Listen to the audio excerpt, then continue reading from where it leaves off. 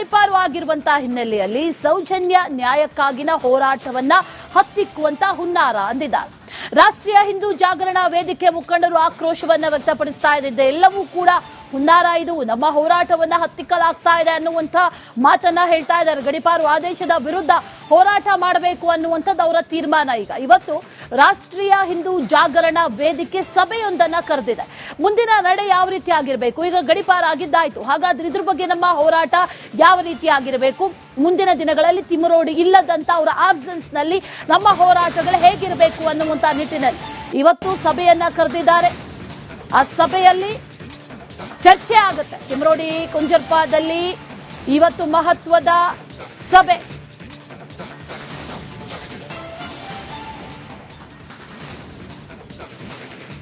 ಇದೇ ವಿಚಾರಕ್ಕೆ ಸಂಬಂಧಪಟ್ಟಂತೆ ಡೀಟೇಲ್ಸ್ ಅನ್ನ ಕೊಡ್ತಾರೆ ನಮ್ಮ ಪ್ರತಿನಿಧಿ ಮುತ್ತಪ್ಪ, ನೇರ ಸಂಪರ್ಕದಲ್ಲಿದ್ದಾರೆ. ಮುತ್ತಪ್ಪ, ಡೀಟೇಲ್ಸ್ ಅನ್ನ ಕೊಡ್ತಾ ಇದ್ರಿ. ತಿಮ್ಮರೋಡಿ ಗಡಿಪಾರಾಗಿದ್ದಾಯ್ತು, ಆದ್ರೆ ಅವರ ಗುರುತಿಸಿಕೊಂಡಂತವರು ಜೊತೆಗಿದ್ದಂತವರು ಈಗ ಸಭೆಯನ್ನ ಮಾಡೋದಕ್ಕೆ ನಿರ್ಧಾರ ಮಾಡಿದ್ದಾರೆ ಅನ್ನುವಂತ ಮಾಹಿತಿ. ಈ ಸಭೆಯಲ್ಲಿ ಯಾವ ರೀತಿಯ ಚರ್ಚೆಗಳಾಗಬಹುದು, ಜೊತೆಗೆ ಮುಂದಿನ ನಡೆ ಯಾವ ರೀತಿಯಾಗಿ ಇರಬಹುದು, ಡೀಟೇಲ್ಸ್ ಏನಿದೆ ಅದ್ರ ಬಗ್ಗೆ? ಅಶ್ವಿನಿ, ಈಗ ಮಹೇಶ್ ತಿಮ್ಮರೋಡಿ ಅವರ ವಿರುದ್ಧವಾಗಿ 32 ಪ್ರಕರಣಗಳು ದಾಖಲಾಗಿರುವಂತಹ ಕಾರಣಕ್ಕಾಗಿ ಬೆಳ್ತಂಗಡಿ ಪೊಲೀಸರು ಅವರನ್ನ ಈ ಒಂದು ಜಿಲ್ಲೆಯಿಂದ ಗಡಿಪಾರು ಮಾಡಬೇಕಂತ ಹೇಳಿ ಒಂದು ಮನವಿಯನ್ನು ಮಾಡಿಕೊಂಡಿದ್ರು. ಆ ಮನವಿಯ ಆಧಾರದ ಮೇರೆಗೆ ಪುತ್ತೂರಿನ ಉಪವಿಭಾಗ ಅಧಿಕಾರಿಗಳು ಈಗಾಗಲೇ ಅವರು ಆದೇಶ ಕೂಡ ಹೊರಡಿಸಿದ್ದಾರೆ.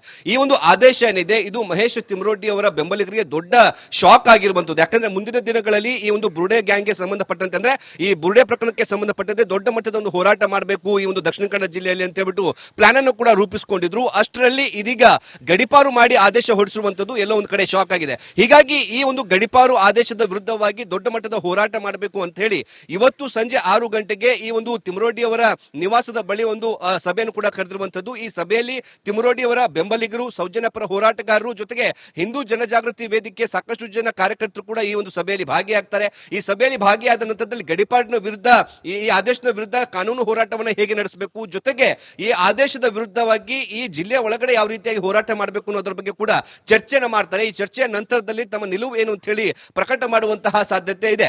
ಆದ್ರೆ ಈ ಒಂದು ಬುರುಡೆ ಪ್ರಕರಣ ಆರಂಭವಾದಾಗಲಿಂದಲೂ ಕೂಡ ಮಹೇಶ್ ತಿಮ್ಮರೋಡಿ ಅವರ ವಿರುದ್ಧ 2 ಪ್ರಮುಖ ಕೇಸ್ಗಳು ಕೂಡ ಬೆಳ್ತಂಗಡಿ ಪೊಲೀಸ್ ಠಾಣೆಯಲ್ಲಿ ಒಂದು ದಾಖಲಾಗಿರುವಂತದ್ದು.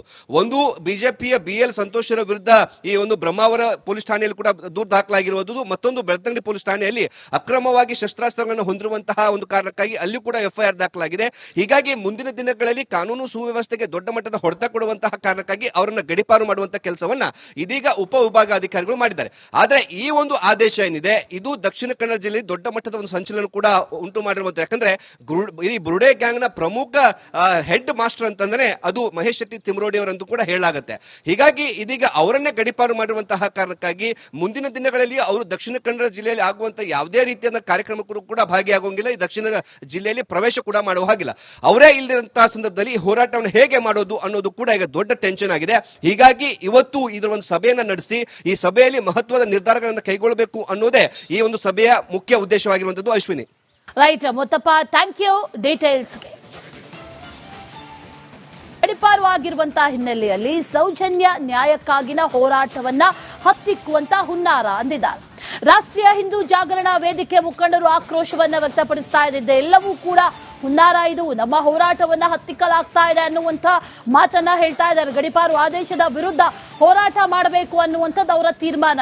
ಇವತ್ತು ರಾಷ್ಟ್ರೀಯ ಹಿಂದೂ ಜಾಗರಣಾ ವೇದಿಕೆ ಸಭೆಯೊಂದನ್ನ ಕರೆದಿದೆ. ಮುಂದಿನ ನಡೆ ಯಾವ ರೀತಿ ಆಗಿರಬೇಕು, ಈಗ ಗಡಿಪಾರು ಆಗಿದ್ದಾಯ್ತು, ಹಾಗಾದ್ರೆ ಇದ್ರ ಬಗ್ಗೆ ನಮ್ಮ ಹೋರಾಟ ಯಾವ ರೀತಿ ಆಗಿರಬೇಕು, ಮುಂದಿನ ದಿನಗಳಲ್ಲಿ ತಿಮ್ಮರೋಡಿ ಇಲ್ಲದಂತ ಅವರ ಆಬ್ಸೆನ್ಸ್ ನಲ್ಲಿ ನಮ್ಮ ಹೋರಾಟಗಳು ಹೇಗಿರಬೇಕು ಅನ್ನುವಂತ ನಿಟ್ಟಿನಲ್ಲಿ ಇವತ್ತು ಸಭೆಯನ್ನ ಕರೆದಿದ್ದಾರೆ. ಆ ಸಭೆಯಲ್ಲಿ ಚರ್ಚೆ ಆಗುತ್ತೆ. ತಿಮ್ಮರೋಡಿ ಕುಂಜರ್ಪಾದಲ್ಲಿ ಇವತ್ತು ಮಹತ್ವದ ಸಭೆ.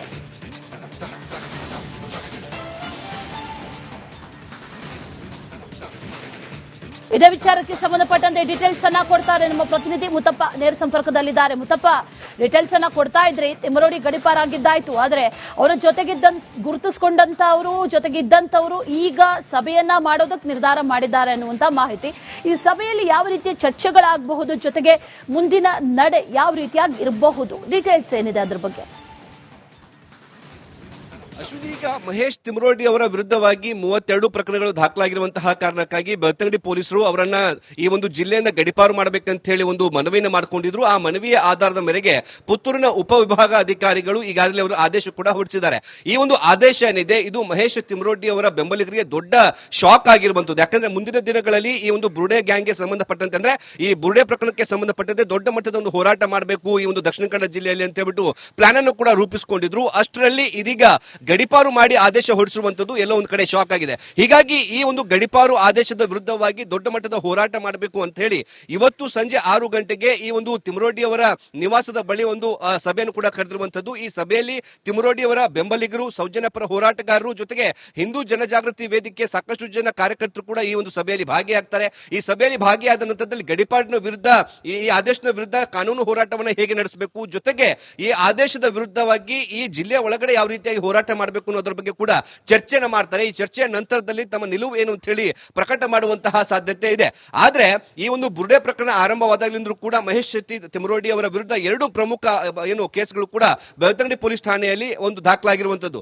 ಒಂದು ಬಿಜೆಪಿಯ BL ಸಂತೋಷರ ವಿರುದ್ಧ ಈ ಒಂದು ಬ್ರಹ್ಮಾವರ ಪೊಲೀಸ್ ಠಾಣೆಯಲ್ಲಿ ಕೂಡ ದೂರು ದಾಖಲಾಗಿರುವುದು. ಮತ್ತೊಂದು ಬೆಳ್ತಂಗಡಿ ಪೊಲೀಸ್ ಠಾಣೆಯಲ್ಲಿ ಅಕ್ರಮವಾಗಿ ಶಸ್ತ್ರಾಸ್ತ್ರಗಳನ್ನು ಹೊಂದಿರುವಂತಹ ಒಂದು ಕಾರಣಕ್ಕಾಗಿ ಅಲ್ಲಿ ಕೂಡ FIR ದಾಖಲಾಗಿದೆ. ಹೀಗಾಗಿ ಮುಂದಿನ ದಿನಗಳಲ್ಲಿ ಕಾನೂನು ಸುವ್ಯವಸ್ಥೆಗೆ ದೊಡ್ಡ ಮಟ್ಟದ ಹೊಡೆತ ಕೊಡುವಂತಹ ಕಾರಣಕ್ಕಾಗಿ ಅವರನ್ನ ಗಡಿಪಾರು ಮಾಡುವಂತಹ ಕೆಲಸವನ್ನ ಇದೀಗ ಉಪವಿಭಾಗಾಧಿಕಾರಿಗಳು ಮಾಡಿದ್ದಾರೆ. ಆದ್ರೆ ಈ ಒಂದು ಆದೇಶ ಏನಿದೆ ಇದು ದಕ್ಷಿಣ ಕನ್ನಡ ಜಿಲ್ಲೆಯಲ್ಲಿ ದೊಡ್ಡ ಮಟ್ಟದ ಒಂದು ಸಂಚಲನ ಕೂಡ ಉಂಟು ಮಾಡಿರುವಂತ. ಯಾಕಂದ್ರೆ ಈ ಬುರ್ಡೆ ಗ್ಯಾಂಗ್ ನ ಪ್ರಮುಖ ಹೆಡ್ ಮಾಸ್ಟರ್ ಅಂತಂದ್ರೆ ಅದು ಮಹೇಶ್ ತಿಮ್ರೋಡಿ ಅವರಂತೂ ಕೂಡ ಹೇಳಲಾಗುತ್ತೆ. ಹೀಗಾಗಿ ಇದೀಗ ಅವರನ್ನೇ ಗಡಿಪಾರು ಮಾಡಿರುವಂತಹ ಕಾರಣಕ್ಕಾಗಿ ಮುಂದಿನ ದಿನಗಳಲ್ಲಿ ಅವರು ದಕ್ಷಿಣ ಕನ್ನಡ ಜಿಲ್ಲೆಯಲ್ಲಿ ಆಗುವಂತಹ ಯಾವುದೇ ರೀತಿಯ ಕಾರ್ಯಕ್ರಮಕ್ಕೂ ಕೂಡ ಭಾಗಿಯಾಗೋಂಗಿಲ್ಲ. ಈ ದಕ್ಷಿಣ ಜಿಲ್ಲೆಯಲ್ಲಿ ಪ್ರವೇಶ ಕೂಡ ಮಾಡುವ ಹಾಗಿಲ್ಲ.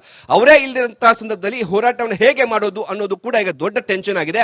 ಹೀಗಾಗಿ ಇವತ್ತು ಇದರ ಒಂದು ಸಭೆಯನ್ನ ನಡೆಸಿ ಈ ಸಭೆಯಲ್ಲಿ ಮಹತ್ವದ ನಿರ್ಧಾರಗಳನ್ನು ಕೈಗೊಳ್ಳಬೇಕು ಅನ್ನೋದೇ ಈ ಒಂದು ಸಭೆಯ ಮುಖ್ಯ ಉದ್ದೇಶವಾಗಿರುವಂತದ್ದು. Ashwini, right Muthappa, thank you ಡೀಟೇಲ್ಸ್ಗೆ. ಗಡಿಪಾರು ಆಗಿರುವಂತಹ ಹಿನ್ನೆಲೆಯಲ್ಲಿ ಸೌಜನ್ಯ ನ್ಯಾಯಕ್ಕಾಗಿನ ಹೋರಾಟವನ್ನ ಹತ್ತಿಕ್ಕುವಂತ ಹುನ್ನಾರ ಅಂದಿದ್ದಾರೆ. ರಾಷ್ಟ್ರೀಯ ಹಿಂದೂ ಜಾಗರಣಾ ವೇದಿಕೆ ಮುಖಂಡರು ಆಕ್ರೋಶವನ್ನ ವ್ಯಕ್ತಪಡಿಸ್ತಾ ಇದ್ದಿದ್ದೆ ಎಲ್ಲವೂ ಕೂಡ ಹುನ್ನಾರ, ಇದು ನಮ್ಮ ಹೋರಾಟವನ್ನ ಹತ್ತಿಕ್ಕಲಾಗ್ತಾ ಇದೆ ಅನ್ನುವಂಥ ಮಾತನ್ನ ಹೇಳ್ತಾ ಇದ್ದಾರೆ. ಗಡಿಪಾರು ಆದೇಶದ ವಿರುದ್ಧ ಹೋರಾಟ ಮಾಡಬೇಕು ಅನ್ನುವಂಥದ್ದು ಅವರ ತೀರ್ಮಾನ.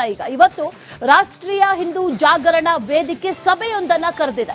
ಮುಂದಿನ ನಡೆ ಯಾವ ರೀತಿ ಆಗಿರಬೇಕು, ಈಗ ಗಡಿಪಾರು ಆಗಿದ್ದಾಯ್ತು, ಹಾಗಾದ್ರೆ ಇದ್ರ ಬಗ್ಗೆ ನಮ್ಮ ಹೋರಾಟ ಯಾವ ರೀತಿ ಆಗಿರಬೇಕು, ಮುಂದಿನ ದಿನಗಳಲ್ಲಿ ತಿಮ್ರೋಡಿ ಇಲ್ಲದಂತ ಅವರ ಆಬ್ಸೆನ್ಸ್ ನಲ್ಲಿ ನಮ್ಮ ಹೋರಾಟಗಳು ಹೇಗಿರಬೇಕು ಅನ್ನುವಂತ ನಿಟ್ಟಿನಲ್ಲಿ ಇವತ್ತು ಸಭೆಯನ್ನ ಕರೆದಿದ್ದಾರೆ. ಆ ಸಭೆಯಲ್ಲಿ ಚರ್ಚೆ ಆಗುತ್ತೆ. ತಿಮ್ರೋಡಿ ಕುಂಜರ್ಪಾದಲ್ಲಿ ಇವತ್ತು ಮಹತ್ವದ ಸಭೆ.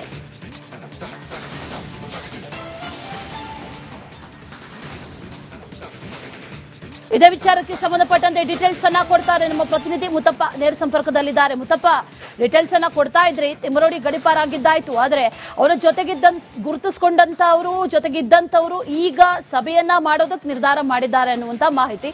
ಈ ಸಭೆಯಲ್ಲಿ ಯಾವ ರೀತಿಯ ಚರ್ಚೆಗಳಾಗಬಹುದು, ಜೊತೆಗೆ ಮುಂದಿನ ನಡೆ ಯಾವ ರೀತಿಯಾಗಿ ಇರಬಹುದು, ಡೀಟೇಲ್ಸ್ ಏನಿದೆ ಅದ್ರ ಬಗ್ಗೆ?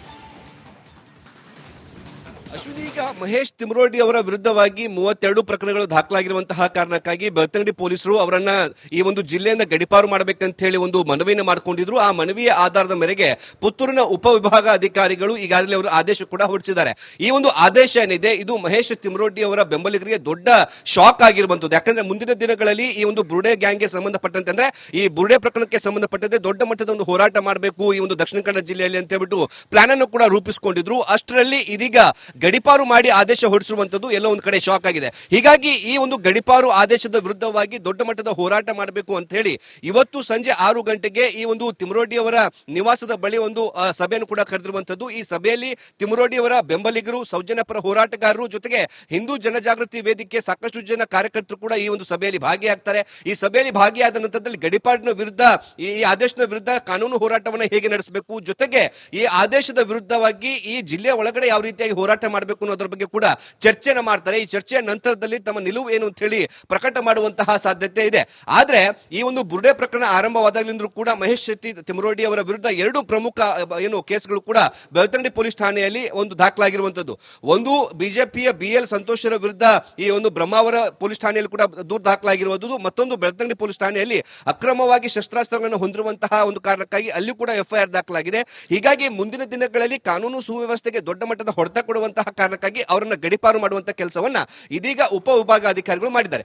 ಆದ್ರೆ ಈ ಒಂದು ಆದೇಶ ಏನಿದೆ ಇದು ದಕ್ಷಿಣ ಕನ್ನಡ ಜಿಲ್ಲೆಯಲ್ಲಿ ದೊಡ್ಡ ಮಟ್ಟದ ಒಂದು ಸಂಚಲನ ಕೂಡ ಉಂಟು ಮಾಡಿರುವಂತ. ಯಾಕಂದ್ರೆ ಈ ಬುರ್ಡೆ ಗ್ಯಾಂಗ್ ನ ಪ್ರಮುಖ ಹೆಡ್ ಮಾಸ್ಟರ್ ಅಂತಂದ್ರೆ ಅದು ಮಹೇಶ್ ಶೆಟ್ಟಿ ತಿಮರೋಡಿ ಅವರಂತೂ ಕೂಡ ಹೇಳಲಾಗುತ್ತೆ. ಹೀಗಾಗಿ ಇದೀಗ ಅವರನ್ನೇ ಗಡೀಪಾರು ಮಾಡಿರುವಂತಹ ಕಾರಣಕ್ಕಾಗಿ ಮುಂದಿನ ದಿನಗಳಲ್ಲಿ ಅವರು ದಕ್ಷಿಣ ಕನ್ನಡ ಜಿಲ್ಲೆಯಲ್ಲಿ ಆಗುವಂತಹ ಯಾವುದೇ ರೀತಿಯ ಕಾರ್ಯಕ್ರಮಕ್ಕೂ ಕೂಡ ಭಾಗಿಯಾಗೋಂಗಿಲ್ಲ, ಈ ದಕ್ಷಿಣ ಜಿಲ್ಲೆಯಲ್ಲಿ ಪ್ರವೇಶ ಕೂಡ ಮಾಡುವ ಹಾಗಿಲ್ಲ. ಅವರೇ ಇಲ್ಲದಿರುವಂತಹ ಸಂದರ್ಭದಲ್ಲಿ ಹೋರಾಟವನ್ನು ಹೇಗೆ ಮಾಡೋದು ಅನ್ನೋದು ಕೂಡ ಈಗ ದೊಡ್ಡ ಟೆನ್ಷನ್ ಆಗಿದೆ. ಹೀಗಾಗಿ ಇವತ್ತು ಇದರ ಒಂದು ಸಭೆಯನ್ನ ನಡೆಸಿ ಈ ಸಭೆಯಲ್ಲಿ ಮಹತ್ವದ ನಿರ್ಧಾರಗಳನ್ನು ಕೈಗೊಳ್ಳಬೇಕು ಅನ್ನೋದೇ ಈ ಒಂದು ಸಭೆಯ ಮುಖ್ಯ ಉದ್ದೇಶವಾಗಿರುವಂತದ್ದು. Ashwini. Right Muthappa, thank you ಡೀಟೇಲ್ಸ್ಗೆ.